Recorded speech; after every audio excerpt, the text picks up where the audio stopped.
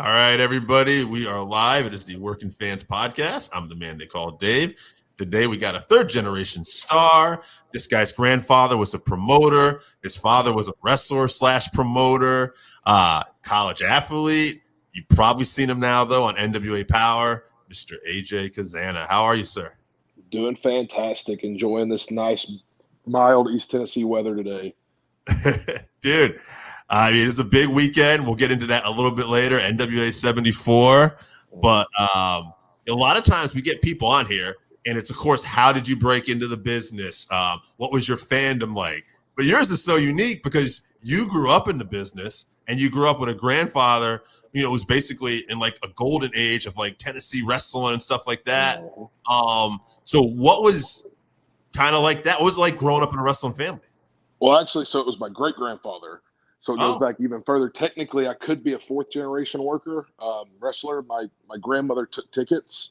Okay. She didn't wrestle or anything, obviously, but growing up in that family, like I remember going to shows and watching my dad wrestle and stuff, and it was just I was a fan. Obviously, I enjoyed going with him and spending some time with him and mom, and I never got to meet my great grandfather. So that's something that like really sucks because I would have loved to have picked his brain about how he started. Because I think Dad says in that documentary that he started in 33 when he got noticed at the gym just by being a good looking dude. But I actually was never really a fan of wrestling after the age of like 9 up until probably about 16, 17. I got back into it.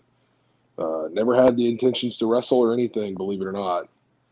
And it just kind of happened accidentally. So, yeah, and the documentary you referenced was the Casana Legacy: A Century of Professional Wrestling in East Tennessee. It's on your YouTube page, which we'll plug it in, which was awesome. And yeah, you talked about that. You grew up. I want to say you were 4 years old watching your dad get beat up in a match. You wanted to go save him, and maybe Mr. Fuji pulled you aside or something. But yeah, which always blows my mind at how big of a star Mr. Fuji was, and the fact that he was sitting with me and my mom at a wrestling show watching Dad wrestle, and he worked in Knoxville at a movie theater for years until he passed away. So yeah, Mr. Fuji kind of grabbed me and said, "No, your daddy's okay, son. Just relax." But no, it was all an accident, believe it or not. Dad asked me to do something at his retirement show.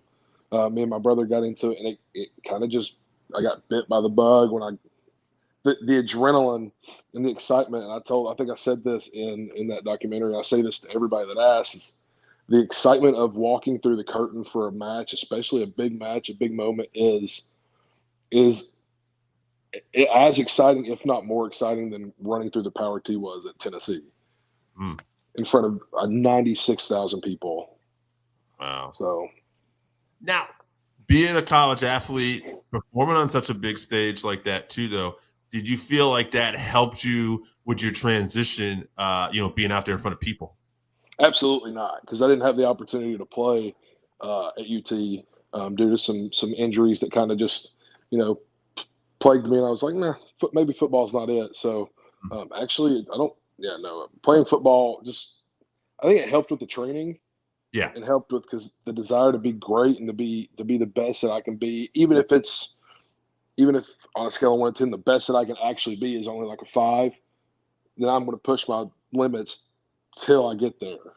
But I just want to improve constantly and be the best wrestler, just like I wanted to improve and be the best football player. And it's a competitor's like hunger and a competitor's edge that you get playing sports that does translate into training and all that goodness in wrestling.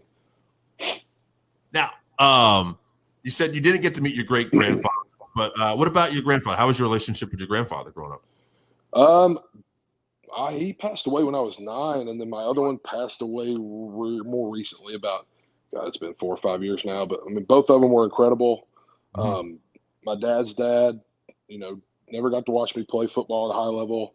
Never got to watch me wrestle. Same thing with my papa. Like, never got to watch me wrestle. But I mean, our relationships were top notch, and those are two men that I know I can look up to, even with them not being here. And pull bits and chunks out of their lives that I could be like, okay, well, here's what a real man's supposed to do, or here's what a man should do in this situation. And Because in the world of professional wrestling and the world as a whole, Right.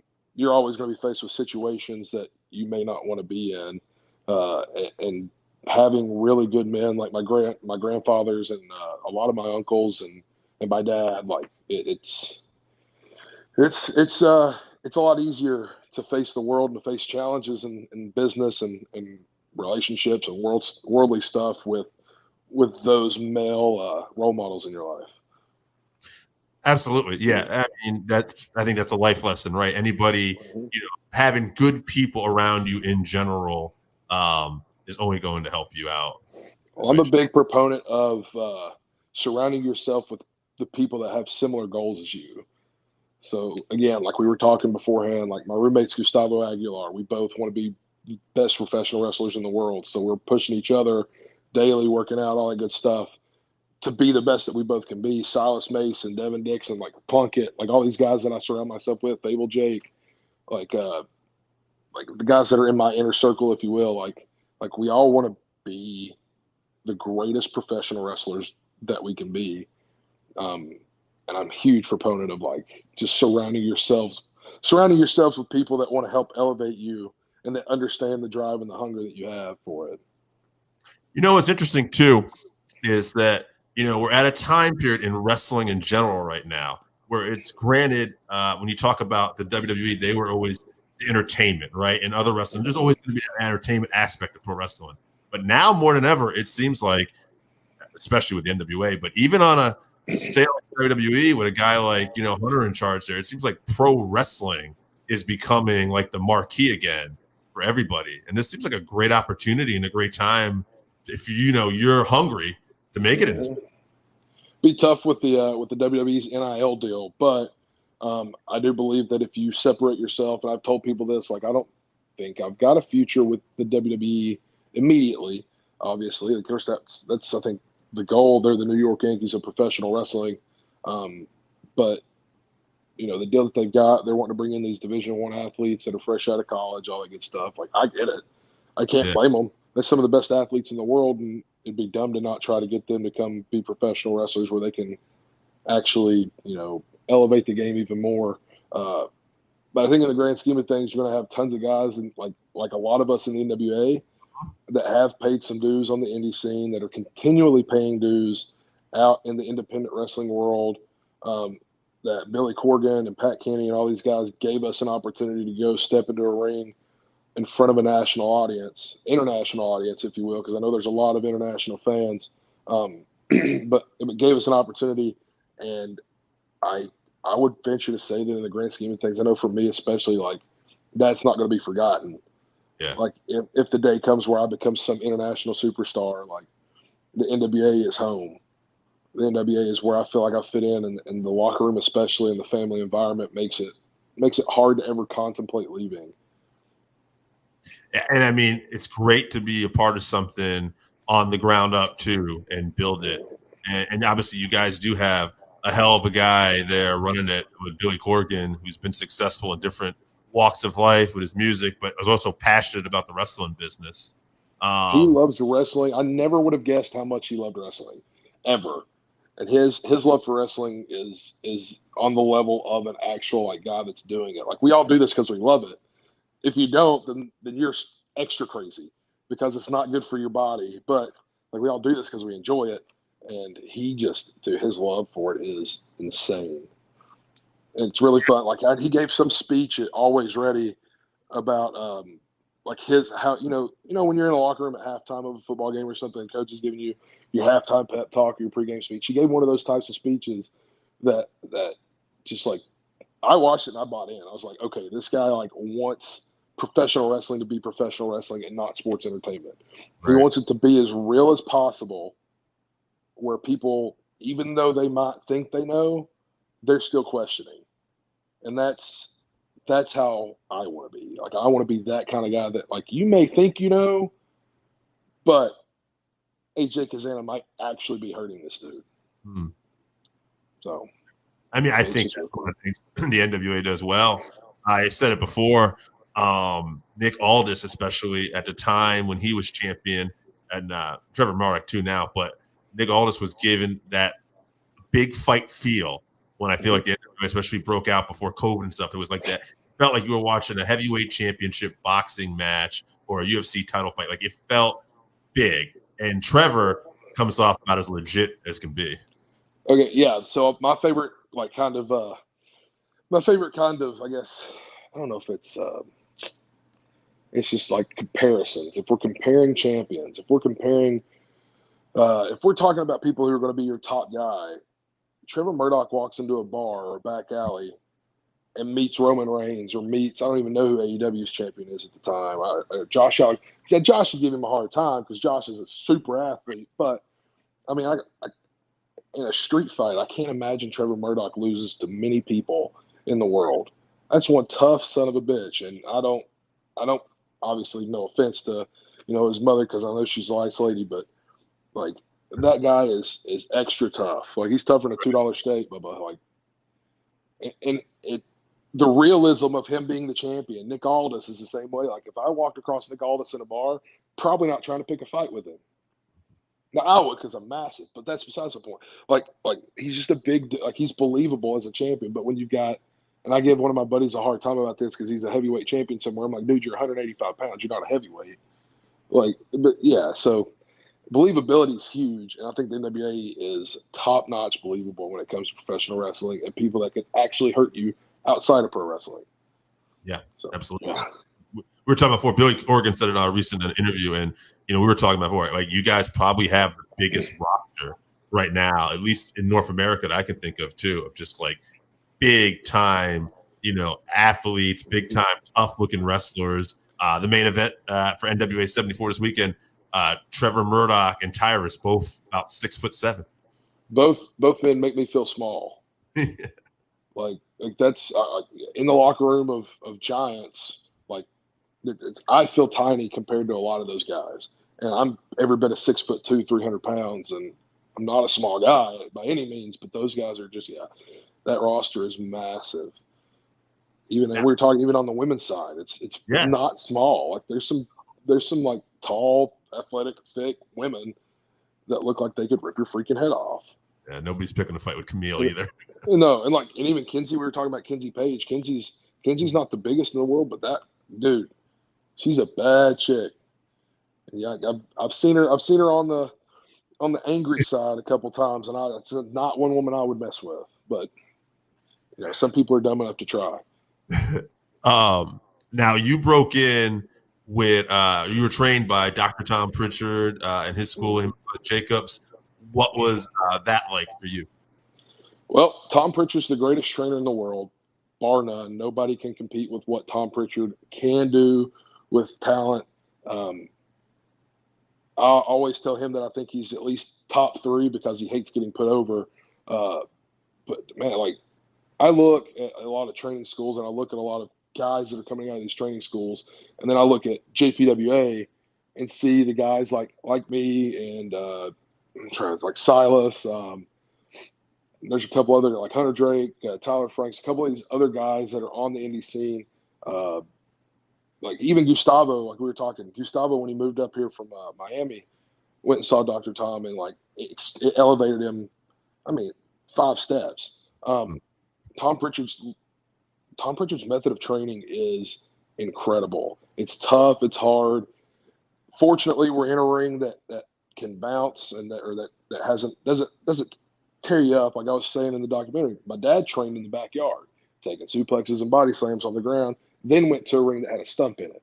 We're fortunate enough to have an old WWE 20x20 ring to train in a building. It's not air conditioned, but still, it's not like outside the elements. But dude, no, man, Tom Pritchard. I always tell people, like, if you want to do this and you want to take this stuff seriously, like Tom Pritchard's the guy to go see. And fortunately, I don't know, who knows if I'm even supposed to say this, but like it's out there that he was with the NWA and Always Ready, and got to age at some matches, and I do believe he's going to be in St. Louis, which is nerve wracking on one level because like performing in front of my dad, he's always going to tell me he always thinks I do good. Like he will critique me whenever, but like Tom Pritchard is relentless with his critiques, and like performing in front of him is terrifying. But he goes back to the old saying, like good players want to be told they're great. Great players want to be told the truth.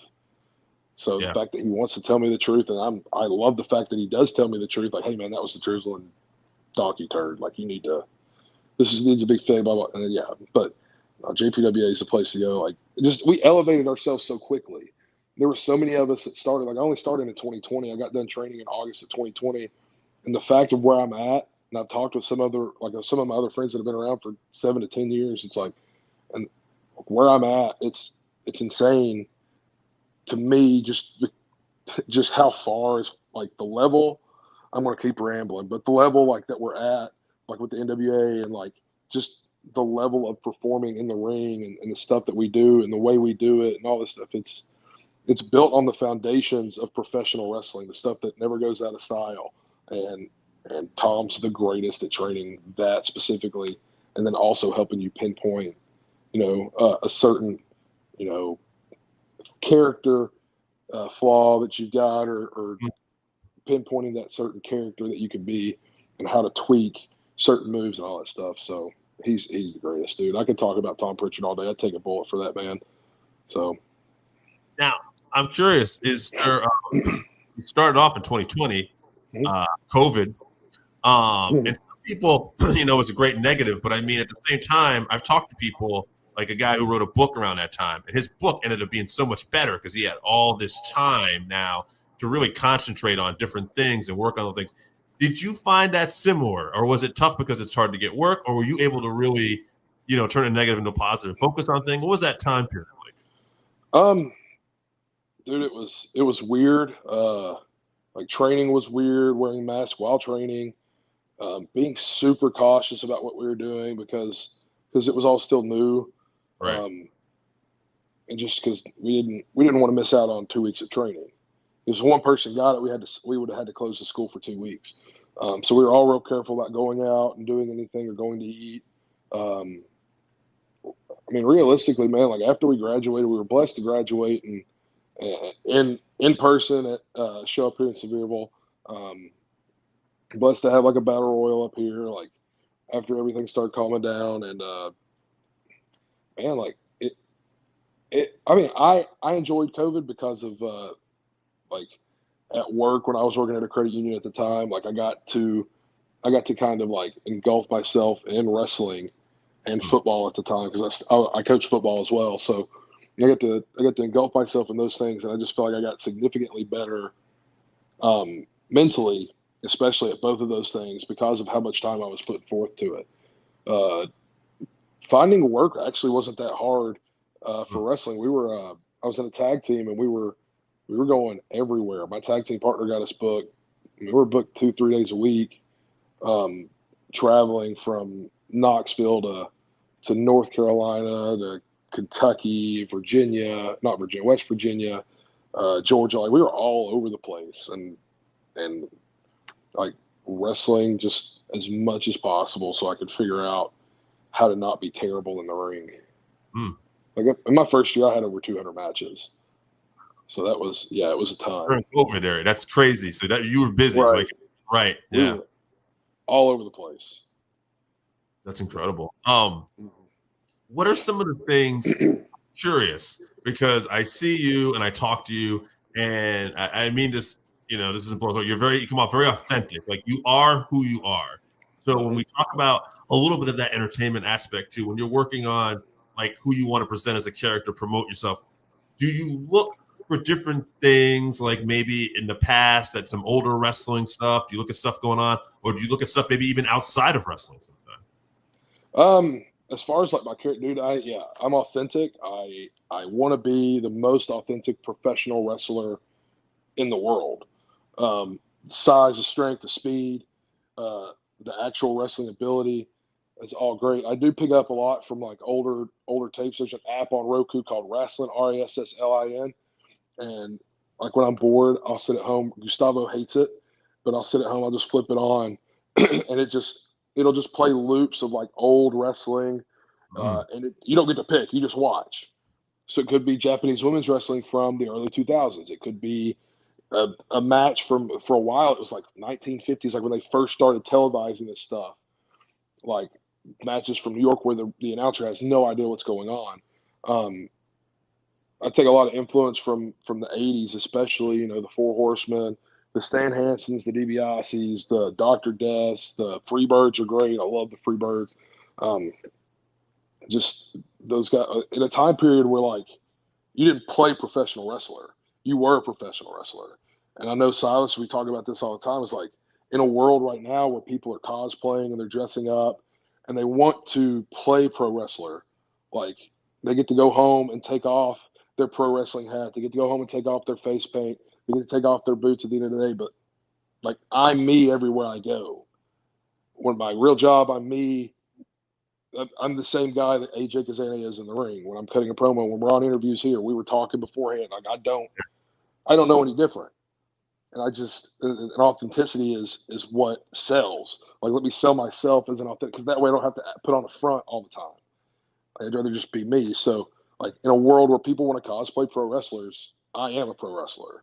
When I walk into a room, people know, hey, this guy's different. I don't know what it is, but he's different. But yeah, no, tons of, so like, I pull from, like, Harley Race, those guys that were the embodiment of professional wrestling.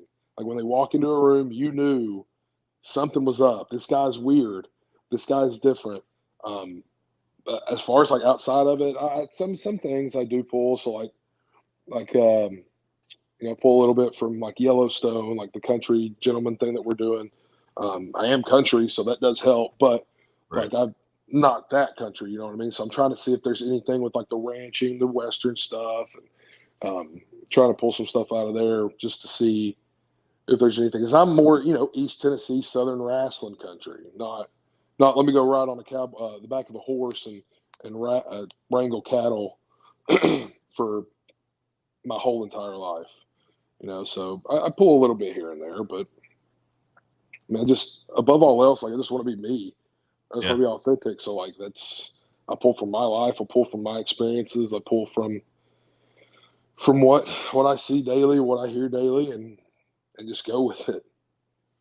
For you personally, then, you know, growing up in a wrestling family, you know, having awesome training with a guy like Dr. Tom, what have been some of the more challenging aspects of this business for you? People thinking I'm way far ahead of where I am. People thinking that I've been around for 7 to 10 years, and realistically, I'm still greener than baby turds. You know, like, I'm still new to this. Like, I'm still learning. That's the biggest challenge that I face, is that I do carry myself with. There's a lot of guys a lot of younger guys at AML that, like, will mess with me because I kind of have this, like, veteran mentality in a locker room, like, where I see what veterans are doing, and Mm. I recreate that within myself, the way I carry myself, the way I do stuff. So it's weird because I am an old soul, I guess, but um, yeah, that's my biggest challenge, is people just thinking that I'm so far ahead of where I am. Uh, when realistically, like, I'm still new to this. Like, I'm 29 years old. This has only been 2 years of my life, and there's hopefully many more to come. But uh, I mean, that's, like, there's not been very many challenges in professional wrestling, except just, you know, not being afraid to put yourself out there and get told no, but just reminding people, like, hey guys, I'm still new.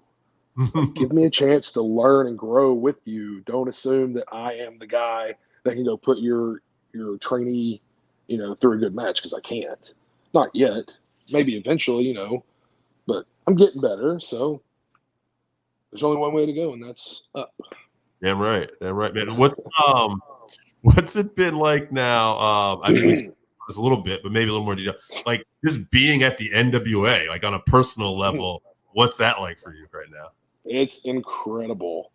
Like, you walk into the locker room and you see these freaking stud wrestlers that you watched growing up, or that you've recently watched, that just randomly show up, that you get to share a locker room with now, and you get to build bonds with. Even, like, Tom Latimer is a huge Dr. Tom guy, and I know we connected initially over that.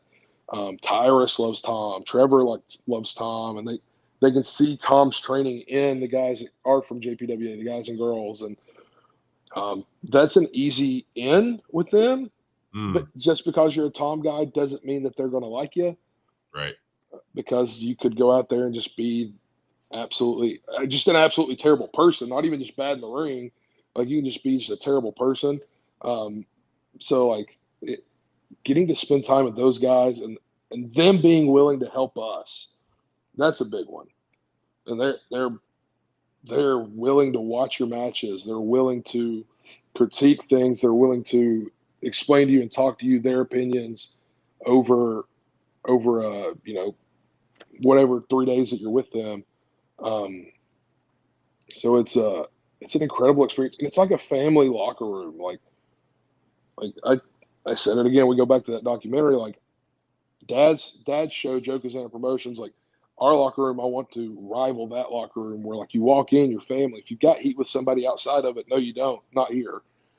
Like, we're here to make this product the best possible product, and we all have the same goals in mind. You know, get